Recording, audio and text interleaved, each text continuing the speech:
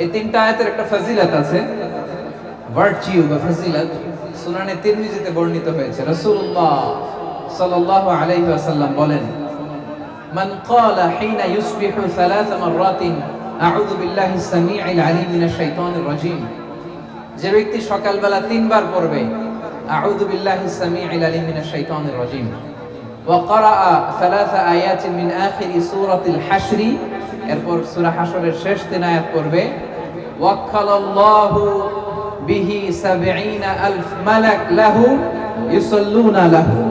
আল্লাহু আকবার। আল্লাহ তাআলা ওই ব্যক্তির জন্য ৭০,০০০ ফেরেশতা নিয়োগ করবে, যারা এই ব্যক্তির জন্য হাত্তা ইউমসিয়া, সন্ধ্যা পর্যন্ত দোয়া করতে থাকে। ওয়া ইন মাতা ফি যালিকাল ইয়াউম, আর এটা পরে ওই দিন যদি তার মৃত্যু হয়, মাতা শাহীদান, সে শাহাদাতের মৃত্যু নসিব করবে। ওয়া ইন ক্বারাআহা হিনা ইউমসি কানা লাকা বিতিলকা মানজিলা, আর সন্ধ্যাবেলাও যদি কেউ এভাবে তিনবার আউযু বিল্লাহিস সামিউল আলিম পড়ে সূরা হাশরের শেষ তিন আয়াত পড়ে, তার জন্য একই ফজিলত রয়েছে। পড়েন সুবহানাল্লাহ।